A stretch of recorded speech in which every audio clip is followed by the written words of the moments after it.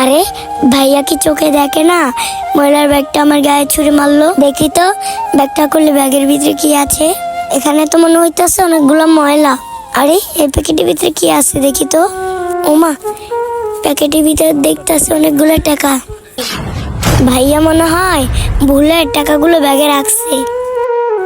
যাই হোক, টাকাটা পেয়ে আমার অনেক উপকার হয়েছে, কিন্তু আমার মা তো এমন কোনো শিক্ষা দেয় নাই যে অন্যের টাকা মেরে খাবো। যাই, ওই ভাইয়ার টাকা ভাইয়াকে ফেরত দিয়ে আসি। ভাইয়া, ভাইয়া, ভাইয়া।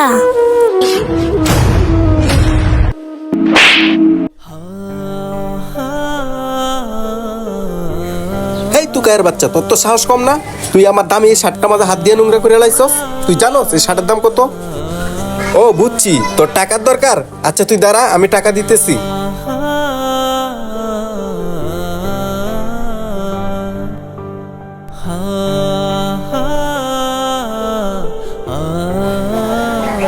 কি ব্যাপার?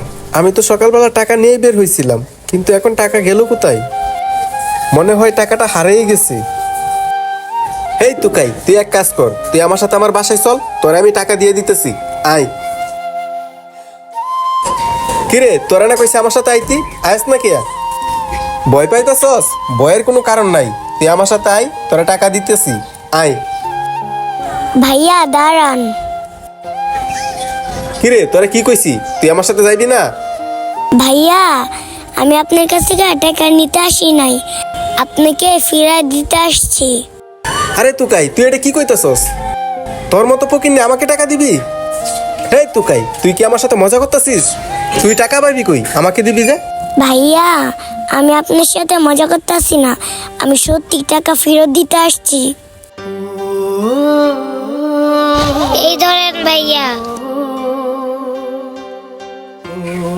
এই টাকা তো আমারই। এই তুকাই, এই টাকা তুই কই পাইছস? সত্যি কইরা বলতো।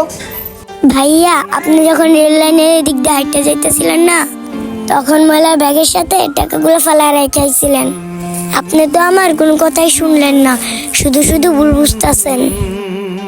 ভাইয়া, আমি এই টাকাগুলো ফেরত দেওয়ার জন্য আমি আপনাকে ডাক দিছিলাম, আর আপনি আমার কথা না শুনেই আমাকে থাপ্পড় মারলেন। আমি অনেক কষ্ট পাইছি। ভাইয়া, আমি টুকাই হতে পারি, কিন্তু আমি চোর না। আপনি শুধু শুধু আমাকে মারলেন। আর ভাইয়া জানেন, আমার মা না অনেক অসুস্থ। আমি চাইলেও টাকাগুলো নিতে পারতাম, কিন্তু আমার মা এরকম কোনো শিক্ষা দেয় নাই। তাই তো আমি টাকাগুলো নিয়ে আসছিলাম আপনাকে ফেরত দেওয়ার জন্য। ভাই, আমরা কি টুকাই বলে মানুষ না যে সবাই আমাদের অবহেলা করে? ছোট বোন, তুমি এমন করে বলো না। আসলে হয়েছে কি, আমি তাড়াহুড়া করে আমার অফিসে যাইতেছিলাম, তখন দেখি তুমি আমার সাথ ধরে টান দিচ্ছ। আমি ভাবছিলাম তুমি টাকার জন্য টান দিছিলা। তখন আমার মন মেজাজ খারাপ ছিল, তাই তোমার গালে একটা থাপ্পড় মারছি। তুমি যে আমার এত বড় একটা উপকার করবা আমি কখনোই ভাবি নাই। ছোট বোন, আসলে আমি তোমার মতো সৎ মানুষ আর কখনোই দেখি নাই। আর আমরা কিনা তোমাদের মতো মানুষকে কখনো মূল্যায়ন করতে জানি না। আমি তোমাকে থাপ্পড় মারার জন্য আমার মন থেকে তোমার কাছে মাপ চাইতাছি, তুমি আমাকে মাফ করে দাও।